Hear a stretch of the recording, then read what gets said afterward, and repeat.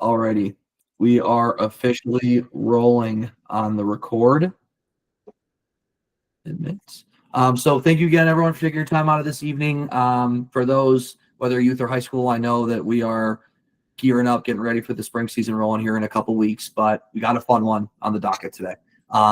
We got 4 of Wisconsin's finest, those that have proven themselves time and time again within this state and are only finding more and more ways to prove themselves at the collegiate level, here to offer some insight and advice when it comes to, candidly, some of the hard truths that they've had to be in a position to answer as Wisconsin lacrosse alums at the collegiate level, and ready to shed some light and some feedback to the future classes of Wisconsin with the things they've had the chance to learn and helping the next wave be prepared, if not maybe more prepared than these guys were when they stepped foot on campus for the very first time in their freshman fall. Another topic that I'm really excited for these boys to get in the weeds about is the importance of falling in love with the work, right? I know with our other 2 calls, it's obvious, right? This is a commitment and this is an expectation that so many choose to take on. And you have to find ways to continue to fall in love with this game time and time again. And I know these boys are definitely going to get into a little bit more of how they've seen those passions and levels of passions increase as time at college has gone on. So that being said, we're going to kick this puppy off with some red carpet intros. So we're going to take Unk off the board here first. The oldest guy in the mix, Mr. Micah Hansen, current senior faceoff specialist at Canisius University, Wisconsin Heights alum, also an alum of the Sauk Prairie Co-op, not only for lacrosse, but also for hockey. Wisconsin Heights has their own football team, though, right? That's not crazy. 8-man. 8-man football. That's nuts. Was not ready for that. So first curveball of the day. But clearly this man doesn't really need much of an introduction. Okay, he was the 2024 MAC Faceoff Specialist of the Year, All MAC first team, 2023 All Rookie team. He is the current record holder for faceoff attempts, wins, and ground balls at Canisius University, and he has really set the tone and pace for what it means to be a true Ironman within his position at that level. Micah, thank you for coming on the call today. Glad to be here. Perfect. Next up, second Unk on the list, Mr. Casey Sadalski, current junior defender at Robert Morris University out in PA, former Arrowhead alum. Thing about Casey is he didn't necessarily finish his time at Arrowhead. He did transition over to Trinity Pawling to end out his academic career before making his way over to RMU. But he's still near and dear to our hearts. He's back home every year, living in Heartland still. NEC academic honor roll. He's had the chance to play in 18 games thus far within his collegiate career. We all run into the injury bug at times, and that's something that Casey's finding his way through right now, but it's nothing that's going to stop him. Casey, what's going on? Let's go. Excited to be here. Fire up. The next up on the list is Mr. Carter Blackburn, our first of 2 sophomores that we've got on the call today. Current attackman at Loyola University, Maryland, another Division I program, also another Waunakee High School alum. 6-time letter winner at Waunakee, 4 for lacrosse, 2 for cross country. He was the Wisconsin Lacrosse Federation, which was the organization prior to the WAA. Player of the Year in 2023 as a junior. First team All-State, first team All-Conference, Conference Player of the Year. Any accolade that you could have ever won within this space, in this state. Carter's had the chance to put his name on it before he had an early exit from his senior season. But Carter is going on to his sophomore campaign, kicking ass, ready to go. Carter Blackburn, thank you for being on the call today, sir. Thank you. Thanks for having me. And then last, and of course, certainly not least, and for sure the tallest one within the mix, Mr. Nate Sampson. So this is Nate Sampson, sophomore defender, York College Division III program out in PA, Waunakee High School alum. He was also a USA All-American during his time at Waunakee. He was a 2-time All-State defender, 3-time first-team All-Conference player. He was also, fun fact, academic tutor during his time at Waunakee High School. What class was that for, Nate? I think he was just kind of in general, all the classes. Oh, so just a total academic weapon on your end. That's awesome. I Yeah. love it. So far at his time at York, he's had the chance to play within 16 games as a freshman and is gearing up for a very, very big role at the LSM spot for his sophomore campaign. So, Nate Sampson, thank you again for coming on the call, brother. Yeah, good to be. Absolutely. So, to kick this thing off, we're going to roll into getting into a little bit more of some of those expectations versus reality, right? Like we've had the chance to hear former players just, talk about that grind and the level of commitment it takes to really shine at the next level. But these boys, I think, are going to go more in the depths of what their expectations looked like when it came to college lacrosse before they showed up to campus, and how that expectation has changed throughout the course of their time thus far. So I think Carter's going to kick us off here. Yeah, for sure. Thanks, Billy. So just starting off coming in, it's going to be a grind. It's a high level sport at the college level. You kind of come in thinking, oh, it's going to be a lot, but it's going to be manageable. And then the first day you step in, you've got classes, you got practice, you got film, you're at the facility for 8 hours out of your day. And then it's just kind of finding your routines. It's the time management piece is going to be more important than anything else besides that, because you're going to wake up, you're going to have 3 classes. Like for my schedule, my freshman year, I came in, I had an 8 a.m. class, 9 a.m. class, 10 a.m. class, 11 a.m. we're at film, 12 p.m. we're at lift, 2 o'clock, got practice for 2 hours. You got to get your treatment in, do your recovery, do your stretching, all that. And then by that time, it's 6 o'clock. You haven't even had a time to eat a meal yet. So it hits you harder than you think. And you find your groove every once in a while. But once you get in your routines, you're much more set in your ways. And that's how you be successful. Find your rhythm, find your flow, man. Find your rhythm, find your flow. Everyone's got to find a way to do that. Casey, what are you thinking?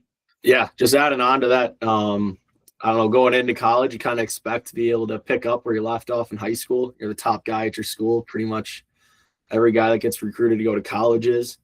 And that's just, it's kind of a punch in the face once you get here. You expected the skills that you got recruited off of to be good enough.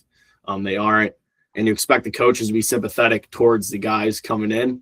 That lasts for about a week and a half. And then they expect you to be the player that they recruited you. Seniors and old guys, they're going to demand a lot out of you. As soon as you come in, you got recruited to do the same thing they do. So they don't really care.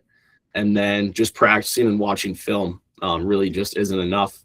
You need to do extra work, be disciplined, and just do real extra work, not just standing, shooting, or defensively, just doing footwork through a ladder, doing realistic approaches, realistic shot opportunities, dodging, shooting, all that kind of stuff. You really got to separate yourself from the rest because it's just a next man up mentality.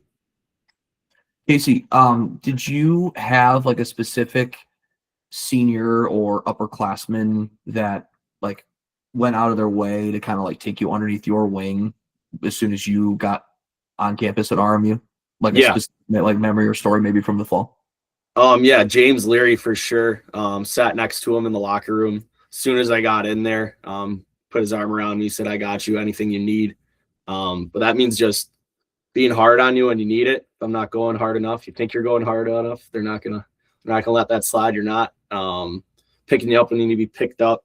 Maybe a tough rep, telling you to get the next one, and then even taking time out of his day to watch film one-on-one with me, showing me where I could be better, showing how I can help the team defense flow a little bit better. And yeah, it's really cool. And then I've kind of tried, as being an old guy, pick a freshman to help out deep hole and kind of treat him the same way I was treated, because it's like a family, it's a brotherhood. It sounds cliche, but it helps a freshman and kind of gets them going, because it's a tough transition. 100%. I think Mike is probably going to talk a little bit more about that transition in regards to expectation, and maybe some of those variables are a little bit tougher than anticipated from that transition as well too. Yeah. I mean, coming into college, you're coming from Wisconsin lacrosse to college lacrosse, where every guy is the best of the best. You might have been the best on your high school team, but now you're going against the best guys in the country. So there's some ups and downs there, but I feel like I kind of found my grind and just being like the toughest guy in the field every day. That was my goal. Like, you're from Wisconsin, you're corn-fed, you're a blue collar. At least in the minds of all the East Coast guys you are. It doesn't matter where you live, but you're going to have to be the toughest guy in the field at all times, and that's just a non-negotiable. You're getting recruited out of Wisconsin because they want you to be tough. They want you to be that nail. They want you to get that 50-50 ground ball and work your ass off every single day and get better. That's just plain and simple. Like, there's going to be days you're going to walk in there and you're not going to want to, it's going to be cold. It's going to suck. You're not going to want to go to practice. You're so tired. You got to bring the juice every single day, and you got to fight every single day. And that's why they brought you in. 100%. And I think that juice element is so key because, I mean, all of you on this call have had the chance to be coached by me in some capacity. Certain things we pride ourselves on when it comes to our level of energy and presence. at the younger ages, sometimes it comes off as like cliche or a false sense of energy and presence. But when you finally get over that hump and you make your way onto campus, like that is now the expectation, right? And oh my goodness, how much more fun is any of those practice opportunities that you have when you guys do official like OD comp split, or you're doing the standard like 4-on-3 breakdown drills that everyone here on this call has done before. But then the minute those roles are reversed and it's now pulls on O, short 6 on D, like that same level of energy isn't just in your effort, like it is in your ability to express how much fun you were having and your ability to pick up your boys along the way too. And maybe shoot a chirp or two across the bow to your fellow friends that are on the other side of the line. Very natural part of this game. Nate, how about you, my man? Yeah, I thought that one of the like more difficult things that I knew needed to be done was to kind of adapt and change my game. Obviously in high school when you're a senior and in the position that we all were, like you were one of the best in the state. Being able to like kind of play however you want and take advantage of people who aren't as good as you, that just doesn't really happen in like the college level. You have to play, like obviously everyone is good enough to be there, so being able to play to their level and like change your game to adapt to that and adapt to the college game is definitely a hurdle that you have to like overcome, be able to figure out in order to have success at that level. 100%. And I think there's only maybe one other poll in the state of Wisconsin that's been able to land more over the head checks in this area than you, and it's Nick Fergie, who's on the first call, simply just because he had maybe 4 inches on you at that time. But knowing that was something you had in your bag all the time in high school, Nate, how many times have you thrown over the head check during your freshman and sophomore campaign so far? Do you think you can count them on 2 in game? In game, absolutely not. Practice, I've thrown like 2, hit 1, got yelled at 1 for 1 like yesterday. So playing simple defense today. Easy peasy, easy peasy. So I think that's a really nice transition on the practice piece, right? Like kind of going into what that flow is like from an in-season perspective. You know, clearly everyone has different rules when it comes to the offseason. We're going to talk about that here moving into the conversation. But now that it's spring and it's everyone's time to play, we've got ball on deck 6 days a week, whether it's film, whether it's practice, whether it's extra reps, whether it's travel, you name it. Like, 'tis the season. Not to mention you still have all of your other commitments that you have academically and the things that you need to do for the other clubs you might be involved in on campus as well too. So when it comes to that in-season grind, like where are we really starting to see that reward of the week in, week out efforts showcase themselves, right? Like where are we finding things being a bit more physically demanding? Where are we finding things being a bit more mentally demanding? Let's start getting in the weeds a little bit more about that end. Yeah, so I guess looking at like the rewarding aspect of in-season life, everyone looks at the reward like, at least in my experience, like I get to go out on the field every single day and compete with my boys, and then once, twice a week, I get to show up and compete against a guy in another jersey. As a face-off guy, it's a one-on-one battle out there. I get to look another guy in the eye like a boxing match, and it's just me versus him. And to me, that's just like one of the most rewarding parts of doing it. Just putting it all together. So like I move up the depth chart in the fall compared to the spring. A lot of guys kind of move up in the spring. So like when I got there, it was me and another guy fighting for a spot, same class, older guy above me transferred out. So it was kind of just wide open for the starting spot. He was above me. And so I really had to put that extra work in. And I saw that impact being made. I started winning faceoffs in practice, dominating faceoffs in practice. We got to season and I was a starting guy. I showed up, did my job like I knew I could do, dominated. And that right there was just like the most instant gratification possible. 100%. I mean, you put in the work and it's within your position specifically, Micah, right? Like see ball, get ball. Like I'm in a position to go earn a possession. I do that. I get the ball down to the attackman. I make my way off in the sub game, and I'm being greeted by every single person on my sideline with all the juice in the world, like I just won the Super Bowl, right? But there's other layers to that when it comes to like your ability to be prepared as well too. And I think Nate's going to get into that piece right now.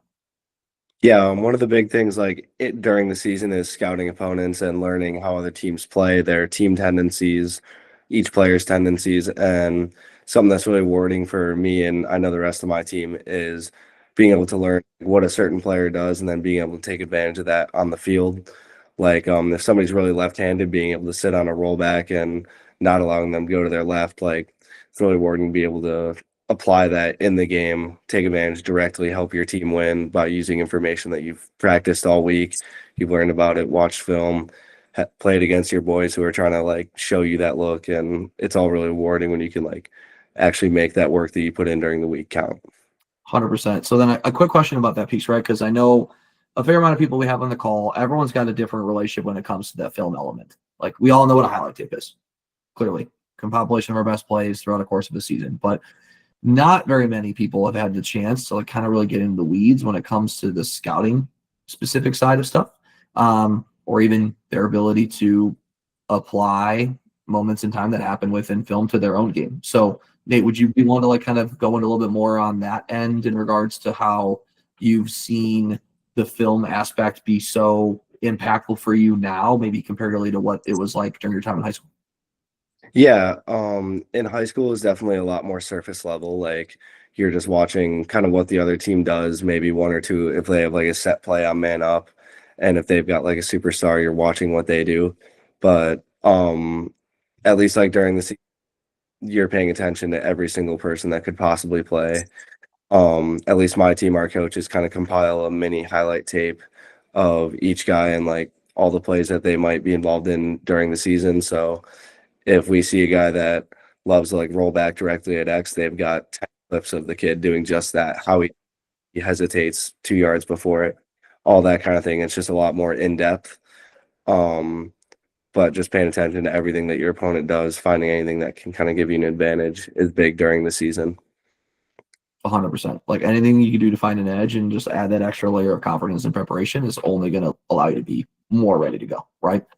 Case, I think you got some more things you want to add on to the film piece. Yeah. Building off what Nate was saying, just film, man. Film is huge. It's just as important as playing, in my eyes. Watching film as an individual, like I talked about earlier, just perfecting your craft, seeing what you can do better. You can always do something better. Defensively, footwork, approaching, top foot high, taking away a guy's strong hand, like Nate was just saying. Knowing who you're playing kind of leads into like a team film kind of aspect. When you're scouting another team, I mean, like Nate said, a lot of it's the same for all college guys. We have a scouting list that's almost a page long between 4 or 5 attackmen that could possibly play, 6 to 8 middies that can all play. And every week we have scout tests when we get in, D film, O film, what guys can do what, who's their main guy, lefty, righty, what kind of dodges they like. Even defensively, watching and kind of being on the scout team, trying to give your offense a great look. There's a lot of roles in college lacrosse. The starters get all the glory, but the guys that are on the scout team are kind of the guys that are preparing them to get all the glory on the weekend, showing them a good look, showing them slide packages that they're going to see, showing them possible fast break situations that they'll see through subbing. And it's pretty much just buying into what you see in film and applying it to the weekend or whenever you're playing. You can see everything, but if you're not going to apply what you see to the game, it's all pretty much useless.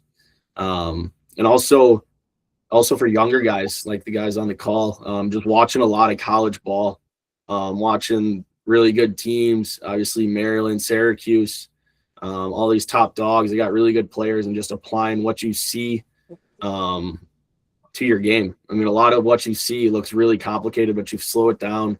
It's just really fundamental stuff. Really fundamental plays will give you the highlight tapes. And just dig in, watch a lot of college ball, watch your own film, and see who you like and try to mimic your game after it. Casey, I got 2 questions for you. One's a quick hitter, and the other one maybe a little bit more in depth. First question, do you guys have like a team name for your scout team at RMU? Yeah, we got the Blue Crew. The Blue Crew. The Blue Crew. Do you guys all have a different like scout team name? Fellas want to share?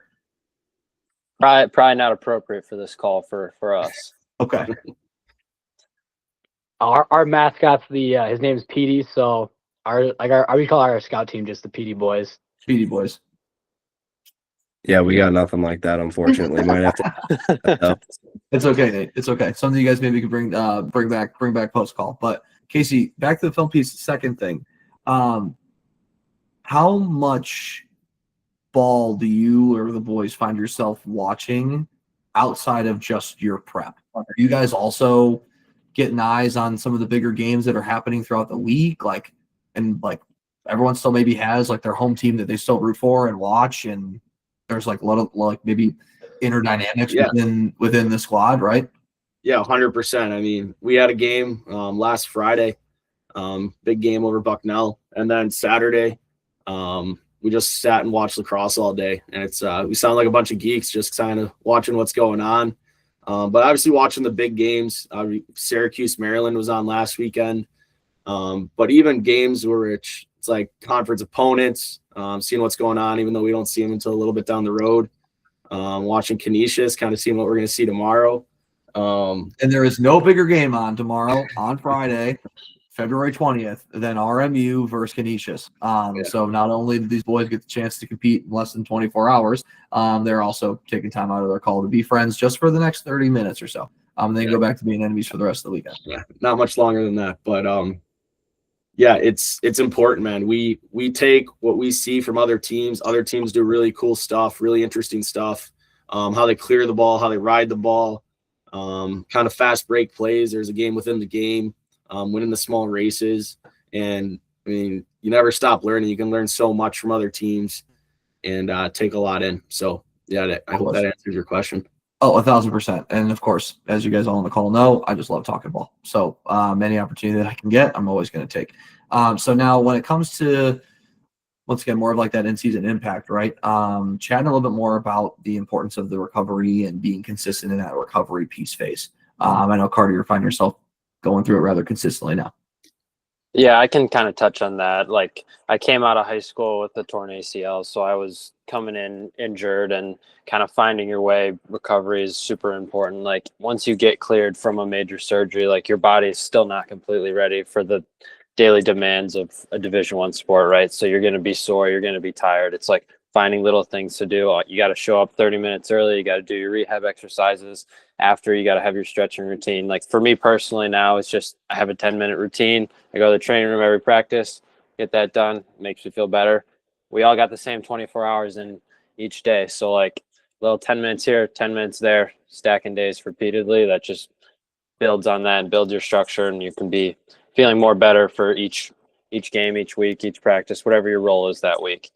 And then kind of just academically wise, Sundays are our day off, right? We play Saturdays. Sundays, we just have film, maybe a little bit of treatment with our trainers. But besides that, it's kind of an off day. So a lot of us take advantage of getting all of our work done on Sundays, getting prepared for the week. Because like I said earlier, you don't have a lot of time. And once you get back from practice and a long day at the facility, you're not going to want to go study for tests. I mean, for me, especially, like, I have a pretty difficult major. I'm pre-med going in with biology, and that's already a lot on its own, coupled with a high level sport, right? So you got to manage your time well and getting ahead on the weekend, so you're ready to prepare for the week. If you have a quiz on Thursday or Tuesday, you got to get that studying in early, because you're not going to have time earlier in the week. And just kind of being prepared for the week ahead, and then during each day, maximizing your time with all the little things that you got to complete. 100%. Carter, how many other individuals do you have on your in your locker room that like share a similar career or academic path as you? Probably, I mean, obviously kind of the lacrosse stereotype. There's a lot of business, a lot of communications guys, but we got a bunch of engineers, a few people like me that want to be physical therapists, doctors, and there's definitely probably 10, 15 out of our 50 guys who have that more STEM career path in mind. But you still feel like that there is a substantial like network that's already built into that locker room for you to be able to lean on and rely on and seek out advice, for sure, recommendations on classes, that sort of thing. Yeah, for sure. We also have a dedicated academic lady that just helps our team specifically for whatever we need, whether that be getting an extension because you play, whether we're in the Patriot League tournament, you play on a Tuesday, you win, you play, then you got to play on a Friday, and then you haven't been at school, it's during finals week. So it's like having a person to kind of be that middleman with your professors kind of makes that transition a lot easier. Awesome. And it's awesome to hear that you get those resources as well too. It's so important. I mean, clearly like you guys are there to play a game that you love, but you're also there to get a degree that's going to last a lifetime, because sadly your ability to do it on the field is not forever. Absolutely. 100%. So really hitting the in-season stuff hard. But clearly we're only talking about a certain and very specific part of the calendar year. So now we're actually going to go backwards, and we're going to transition to a little bit more of that off-season realities and some of those things that these guys really, it's an expectation for the stuff that they're looking to be able to execute on and make a priority moving forward, not only from a fall's perspective when they're back on campus, but during the couple of months that they get off in the summertime before they make their way back onto campus going into August, September. So, what's that off-season picture going to look like, and what are some of the more important factors and variables you guys are taking away from that part of your calendar year? Yeah, the fall is where all the improvement comes from when you get on campus, late August, early September until you leave for Thanksgiving in November.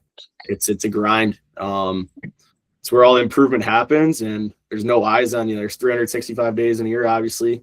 We practice about, I'd say close to 180 days. I don't know if that's crazy or not. And then there's only 17 guaranteed days where you get to compete against another team. So you got to grind, put your head down. There's no cameras, no Instagram highlights, nothing pretty. It's just really a common goal to want to win in the spring when the spring comes, and everybody on the team, coaches, players, everybody just wants to work, and hopefully it'll show in the spring. Nothing's handed to you. Early mornings, a lot of running, getting in shape, and with all that running, it's still not enough. Like I said before, extra work. Doing what only your team is doing is not even close to enough. We have a Monday morning run club for guys that don't pass a run test. And even guys that pass the run test are going out there to get better, be with their guys, just to get better. Wall ball before all practice, catching and throwing different positions, getting your stick warm, and then watching film daily. And the fall's tough because it's like, obviously you're not playing games, so you're watching your practices and it gets repetitive, but you got to dive into it, dig deep, see what you can do better, get your systems down, because when the spring comes, it's tough to kind of change your systems and adjust. You want to be able to play your ball and not have to adjust to who you're playing. It's also important that you're not making the same mistakes twice. So 100%.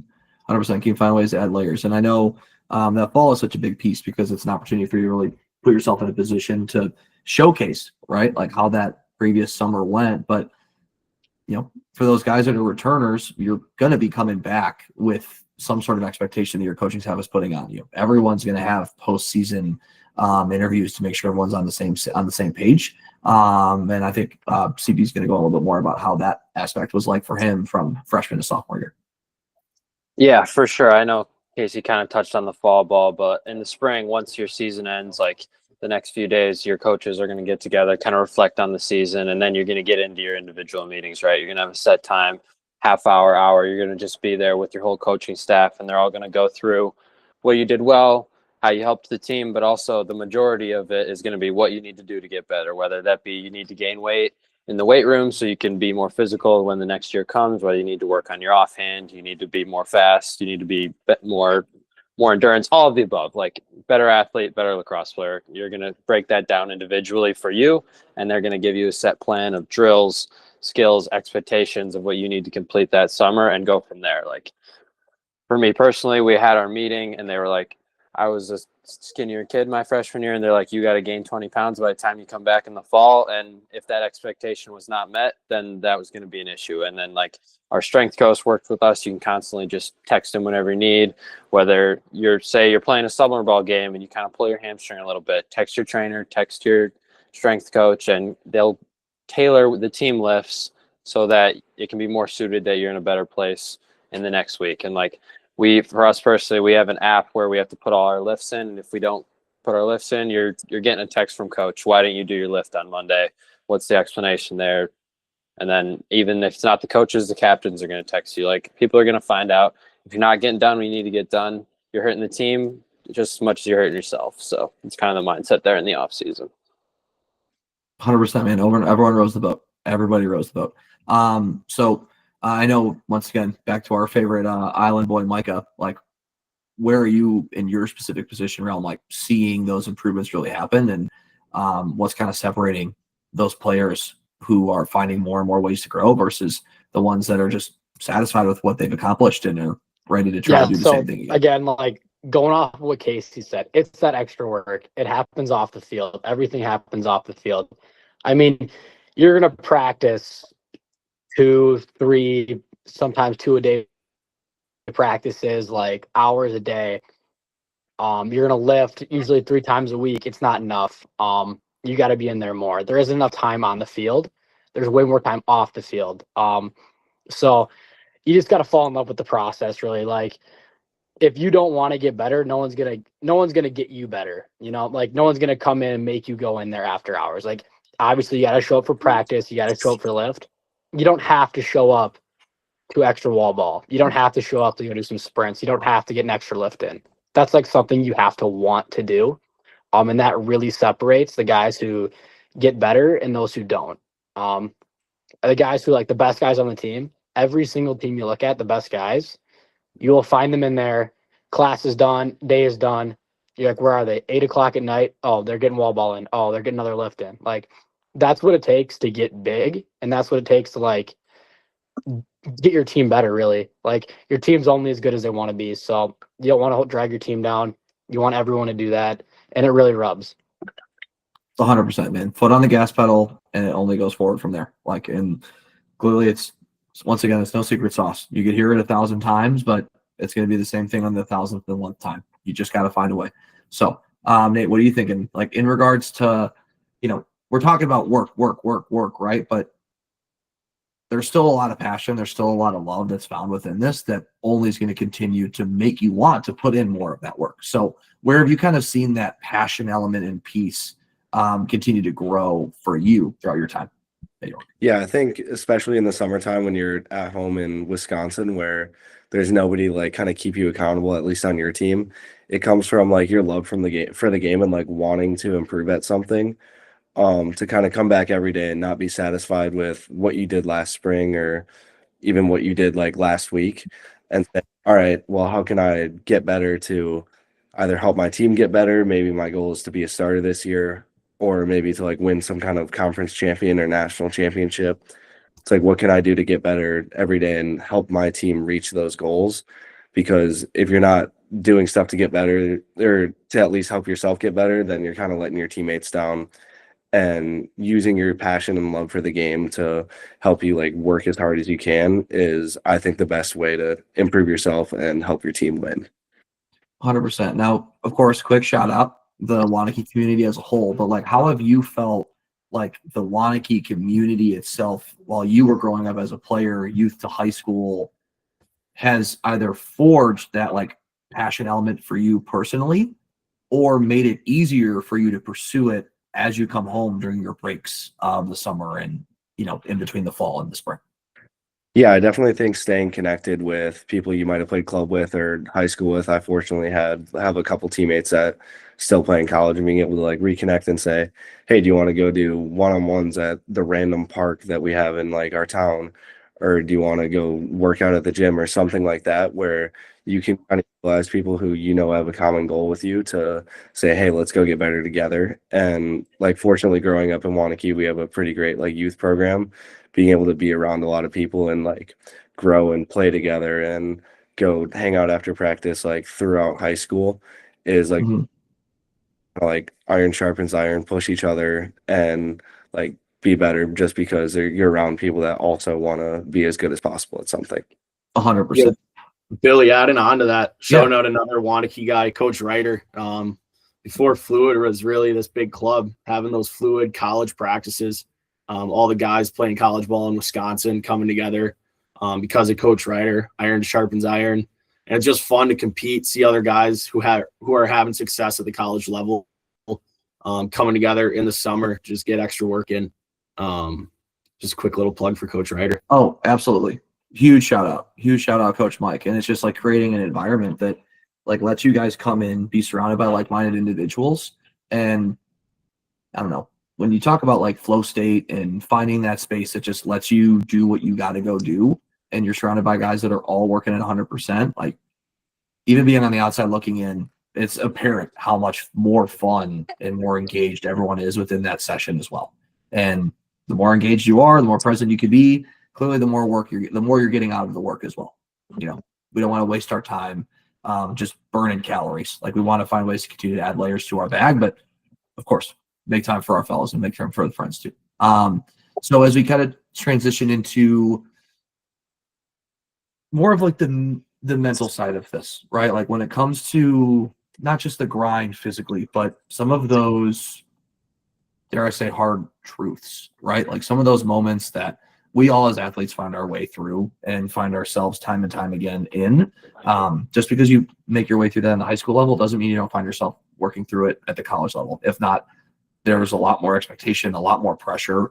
And this is a real topic, right? This isn't necessarily the easiest one to talk about, but it's one that is obvious, and it's one that every player finds their way or finds some way to have to answer for. And I know some of our boys are willing to at least chat through how they've been able to find a way to fight through some of those struggles, whether it might be, stuff that is due to external reasons like weather, or even maybe some of those things we've had the chance to fight through, whether it might be even injury itself. So I think, Mike, you're going to kick this one off for us, brother. Yeah. So for those of you who don't know, I go to school in Buffalo, New York. If you don't know Buffalo, it is basically you get like the most snow in the country, which has its ups and downs. Mostly it's downs. It'd be like one night, green turf, nice field, nice and warm. Wake up, there's 2.5 feet of snow on the field. You don't know how it happened, but the lake effect snow's a thing. So yeah, it's just like being able to adapt on the fly. Obviously everyone's coming from Wisconsin. You're used to snow, you're used to that cold weather, but when you got to get out there at 6 a.m. and it's 20 degrees out, it's snowing, there's a little bit of snow on the field, you got to break the shovel out. Like, it's tough. Like, you're going to have to really mentally find a way to get through it. Like, you're going to be wearing long johns, you're going to have the medical gloves on, you're going to have as much stuff as you can, and you're going to be freezing. And you got to bring the juice. You can't just be like, oh, it's cold, my hands are going to be rocks, I can't catch a pass. Like, it's the same as if it was a 60-degree, like, sun shining day. Like, you have to go out and perform. And then also with that, too, it's like, you're not going to be able to be on the field every day. Like, when we get that much snow, you're going to have to go to the gym. Like, we're inside a gymnasium. Like, you're running on the gym floors, like, practicing inside with tennis balls. Like, you just got to adapt to that things. A lot of film. Film is huge. Like, if you can't go outside and play, you got to be watching film because you got to be able to watch and know what you're going to do. If you can't run a full field clear in a gym, you got to be able to go over scout and know it by heart before you go out on the field and do it. And then it's also like waking up extra early because we got to drive to the indoor field 20 minutes away. We're not fortunate enough to have a ball one. A lot of schools aren't. But it's like things like that. You just got to be able to find like the mental capacity, and you just got to really like fight your way through it. Like, I always have like, me and my friends always joke about it, but like that David Goggins mentality, like nothing mentally, black out all the pain, like all the suffering. Like, you got to love it. You got to love every bit of it. And that's how you get better right there. Because all your games aren't going to be in warm weather too. You're going to be playing in the snow. 100%. Micah, did you ever have any of those moments, like the classic? I know the Wisconsin boys know this fairly well, like the good old get on all fours, pushing the bench across the bottom of the turf to get the snow off as a group. You ever have to run into that during your time at Canisius? Or even maybe your time in high school? We haven't had the pushing the bench part just because we tried it actually, but coach said no, he wants to break the bench. But it was the first 40 minutes of practice. We had, I think it was 5 shovels out there. Of course, first one snapped right away. But it was everyone got in a line. We got like line in the middle of the field, line on each side, and it was like you shovel from one end, hand off the shovel, guy runs in the middle, hands it off, guy shovels the line again. Both sides, whole field, 40 minutes, and then we started practice. Love that. What a memory. What an absolute memory. A little bit better than having to get on all fours and try and push snow around with a bench. But CB, I know, like we talked about, some programs have a bit more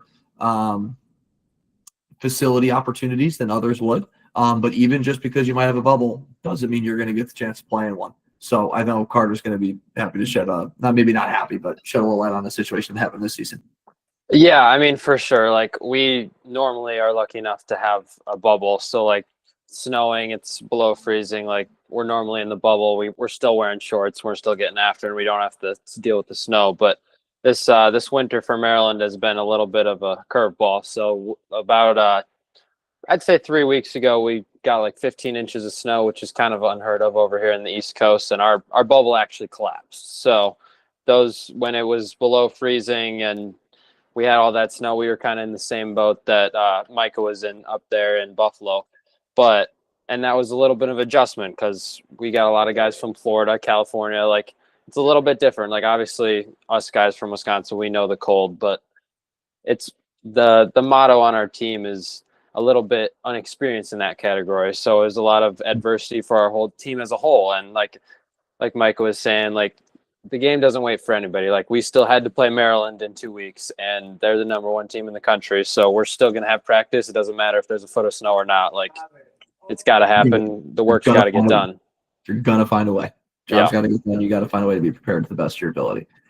So when we talk about that preparation piece, right, like another one that I know Nate was able to touch on a little bit earlier, roles are naturally going to change. Like, your ability to have to find the way to make an impact, not just on the field, but for your team, is crucial. And change is hard for anybody, regardless if it's as an athlete or in a job or just in everyday life. So I know we're going to transition a little bit more into that aspect of how it's like to manage that role change piece from high school to college, and, you know, some of those things that they've had the chance to learn through that process, whether it be the ability to compete, building and earning trust, all of that jazz. So I think Casey's going to kick us off here. Yeah, I mean, a lot of guys, Coach Billy said in the introductions, being a U.S. All-American, some guys being the man in high school. Everybody knows you are at your school. A lot of people know who you are, like, just from around the state. And once you show up and get on campus and you're not a first-line guy, it's a real big punch in the gut. And it's real humbling. You're a fish and nobody really cares. Small fish in a big sea. And there's a lot of sharks out there to get you. Just earning your spot on the scout team and going your hardest every single day. And that's really how you earn the respect of the old guys. Shows them that you care, you want to get them better, and they'll really lean back into you and help you get better.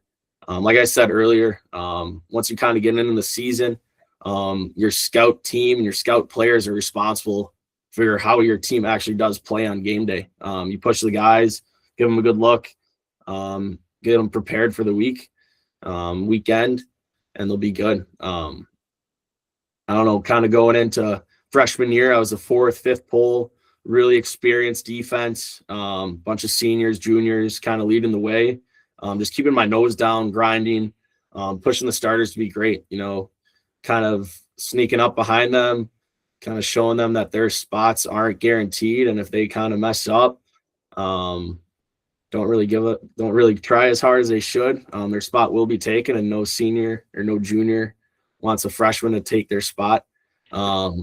Played a few games my freshman year, dove into the man down. Sophomore year, played through the fall, through the scrimmages, ended up breaking my foot at the end of the fall, came back, worked my way into a starting spot, started 4 games.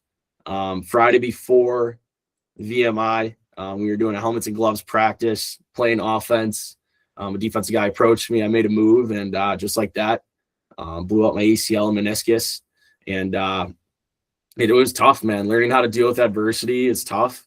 It's staying grounded is important. Having a good why you play the sport, and always being able to go back to it when you need motivation is super important. I was standing on top of the world, starting at a D1 school, a lot of kids' dreams. One step being sidelined for a year, in which I'm still being sidelined. I won't be playing this year. And really just being able to adjust my goals and to have appropriate goals for the situation that I'm in. And when you have a bad day, once again, go back to your why. It's tough to sit on the sideline watching your boys ball out, having fun. But that's when you just have to turn into a great teammate. We say it on our team a lot. No energy vampires, nobody sucking the energy out of anybody. And then juice is free. It's the only free juice that you get in the really ever. You can buy juice at the grocery store, but bringing it on the field is free. And then just also finding work. Right now, I'm during games taking a bunch of notes, helping the coaches out, using the iPad, clipping stuff. Right now, I'm taking notes on all of our goals against, how the goals against happen, how we can adjust to it, tracking GBs. track and face-offs, which hopefully I'll be tallying a lot of wins tomorrow. And then, like I said, communicating with the coaches when a quarter comes, when a half comes, when there's a timeout, just to help better the team and really just kind of having to roll no matter what situation we're in. 100% case. And, first off, thank you for sharing that. Like, I know it's not easy, it's not hard, but it's life, and you got to find a way to adapt and evolve from it. How have you seen during that time your commitment to the team change? And has it even changed at all? Yeah, it hasn't changed much. And it's like my commitment to the team is like just being there for the guys, and that it reciprocates. The guys are there for me, asking me how I'm doing every day. Filling up waters. Just nothing that's changed, man. It's kind of crazy. And like, as it happens, Carter's been through it as well. It's kind of like, holy shit, what am I going to do with my life? I can't go into surgery, come out. You can't walk for a month. You get off crutches and you're hobbling around, and guys were there for me, had their arm around my shoulders, helping me through it. And those guys kind of helping me out, just wanted me to help give back to the team and help them out wherever I could. So yeah, that's like such a strong testament to like the band of brother mentality, right? Like, once that bridge of trust is built, it is forged and it is not going anywhere. And like, your ability to pour into those relationships is just as important, maybe if not even more, than all these other aspects that we're talking about, right? Like, they're all working towards this same aspect or component of what it's like to be a true teammate. So, Nate, how about you, man? Yeah, building off that like relationship piece, I think that college lacrosse is one of the really great things. Like, you can build, like, you have a group of 45 other guys who all want like the same thing, and it's for your team to have success. And builds into a lot of like trust. You can trust your teammates to like want what's best for the team. My team personally, like, we have one captain, and it's great like that. Like, we've all voted, our coach picks like the guy that he trusts the most to fill that role and kind of guide our team to success. So you can always trust that guy to like have what's in your best interest and the team's best interest. And like, he's always going to do the right thing for the team. And you kind of know that you have 45 other guys who are willing to put the work in and are always going to have your back and are always going to do like what's best for the team. And having those relationships is super important to make college a good experience. And like, obviously in life in general, it's fun to have 45 friends who you like can trust and that you love. No doubt about it, brother. And like, it's an example of when those 45 guys are able to come together to not just work towards the same goal, but like are genuinely more excited to see the guy on the left or the right have that same amount of success. Like, I think as we transition here into one of our final topics, like, I'm with a bunch of dudes that are also equally falling in love with the work, and falling in love with all of the aspects of it. There are good days, there are bad days, everyone has them, but we're there to be in a position to really pick each other up. So transitioning into that, like, when do we as players start really seeing that level of appreciation for the work grow individually? How does that really impact our mindset? And how are you seeing that just transition into, finding those deeper levels and dynamics of the relationship as teammates and peers and as brothers?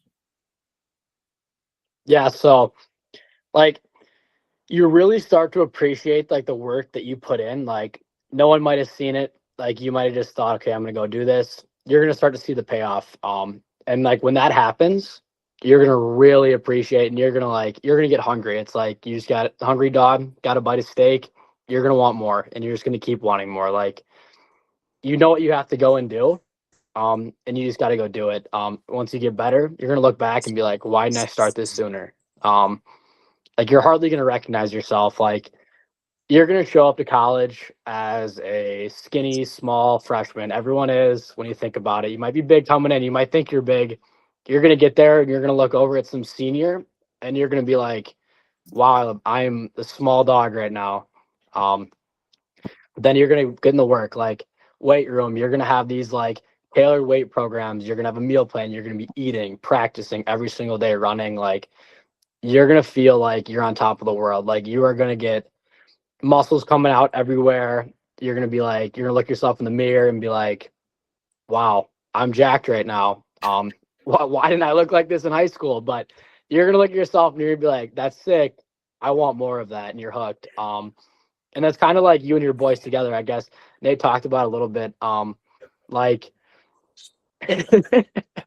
I mean, I'm sorry, I don't want to cut you off, but like I saw this when I was doing the bios earlier, and I could not not express exactly what you're saying, and I see everything that you're talking about when I just make one historical click on the roster team page. Like you are the tiny little baby freshman that makes his way on the campus, and now look at you being like the bedbag senior that you are, that you have clearly have had the chance to earn throughout the course of your time.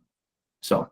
I'm sorry. I hate to get in the way of that. No, you're good. You're good. I love pulling that up. No, when I got to college as a freshman, I was 165 pounds. When I finished in the spring, I was 195 pounds.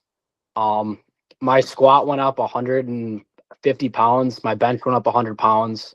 That was helps out. Two of my roommates were like power lifters in high school, so we got a lot of lifts in. And it was go to the dining hall. It's all you can eat, and it was who could finish more plates. And at the same time, it's like you're running every day, you're getting faster, all this stuff, and it just goes towards that experience of you and your boys trying to get a win. There's no better feeling in college lacrosse than getting a win. Just working all year for something in the fall, summer, working all spring, and then you get up there and you beat another team, and you guys are on top of the world. I love that. I love that. Casey, how have you kind of seen some of those like skill sets and characteristics kind of transfer over for you?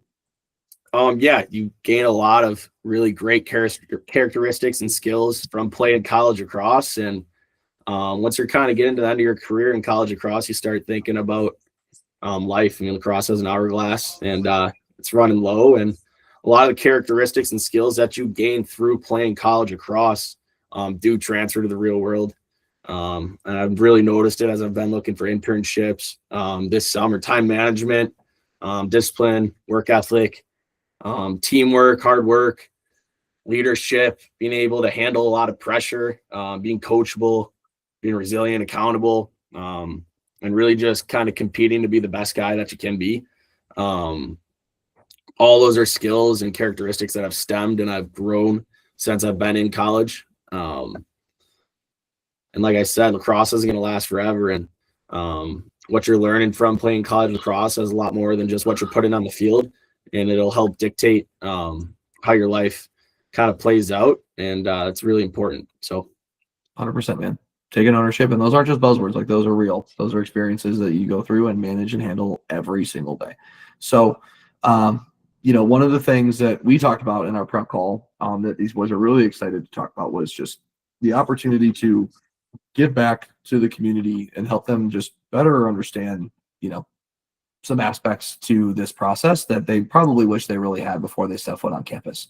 Gentlemen, once again, I can't thank you enough for your time. This conversation has been incredible, and I don't know any better way to wrap up our chat today than just each of you giving a piece of advice back that you want to offer to a Wisconsin player who really does want to play at the next level and continue to find ways to just fall in love with the journey and the work that they have ahead.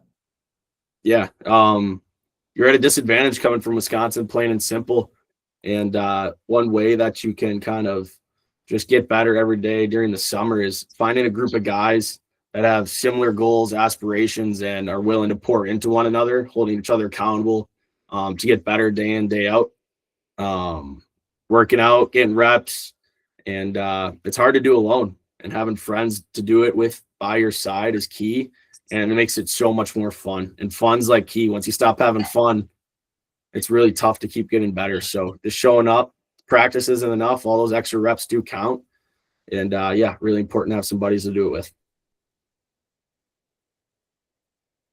Yeah, I mean, for me, the best advice I would be is just like setting standards for yourself, being consistent every day, right? Kind of that idea of everyone has the same 24 hours that I touched on earlier. Like your time is money. It's your greatest asset. Like putting in extra work with your stick is not a sacrifice of your time. It's a blessing. It's a gift. Like you're only going to be able to do this for so long. Like I know some of us are in college. We probably only have a few more years left on our career. And we look back of 12-year-old us running around with little sticks at Tierney Park down in Wanakee. Like we all miss those days and we're nearing the end. And just looking back, it's like we wish we could have had more time and go back and do it again because you only get so much time. And it's just the greatest blessing on earth to go play a fun sport with your boys after school after a long day of whatever math and reading that we all hated when we were young athletes. 100%, man. 100%. Nothing better. No better memory. Or even the good old like stacked bikes up in the front lawn of the homie's house after you guys got to just done beating the crap out of each other for hours, and Mama Blackburn's making everybody lunch, and then we're just right back outside shooting again. So Yeah, kind of building off what Carter said, like find ways to improve every day, whether that's Carter's 10 minutes of stretching or something like that, but finding ways to like keep on getting better, never being satisfied with where you are. And find like surrounding yourself with people that have common goals and also want to be good at something. Like I remember the summer after our senior year, Carter and I got together a lot and played wall ball, and we'd always yell at each other for forgetting a speaker or something like that, but still finding ways to be together, like having each other to push each other and just finding ways to get better is, I think, the best thing you can do as an athlete in general. 100%. And apologies to Wade Bryan for the random shout out, but probably also for getting his stick and gloves and everything else as well too. So that's okay. That's why we love them. That's why we love all of our boys. How about you, Micah? You gonna bring it home for us? Yeah. So if you want to play college lacrosse as a kid from Wisconsin, your competition is not the other guys from Wisconsin. It is in the season. Don't get me wrong. Like if I was playing Casey in high school, I would show up every single day and want to win. Like that doesn't get better than that. Wisconsin high school lacrosse rivalry. You're all going to look back. Like I know every single guy in this call looks back and you're like, I miss Wisconsin high school lacrosse. Like it was fun. You could go out, like Carter could score 15 goals a game against Sauk. Like great, good for you. But guess what? You get to college, it's not like that. Your competition is not just whatever Wisconsin lacrosse team you can go beat up on. Like Casey said, like you're a small fish in a big sea out there.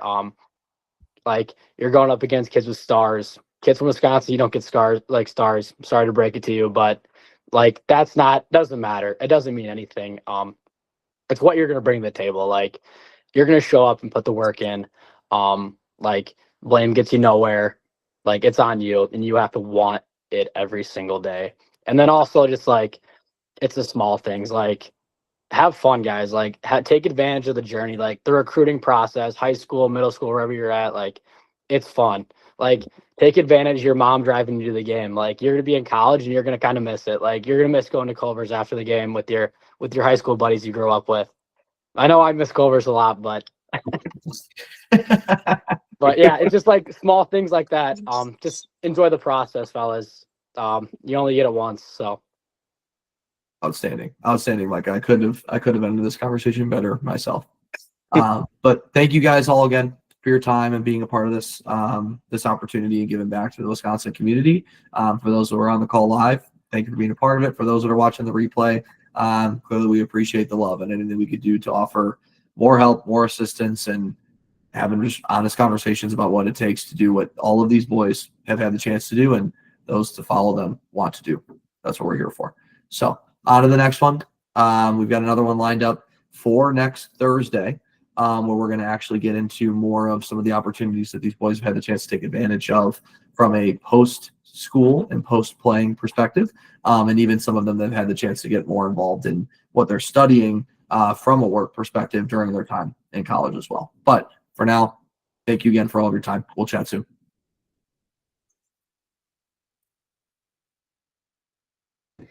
Thank you. Happy birthday, Carter! Thank Happy you. birthday, Carter. On Happy the birthday. Dang, Carter, the big 1-6. Get your driver's license yet?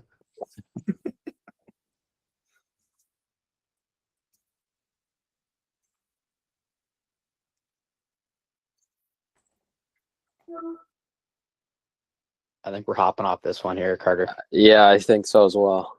All right.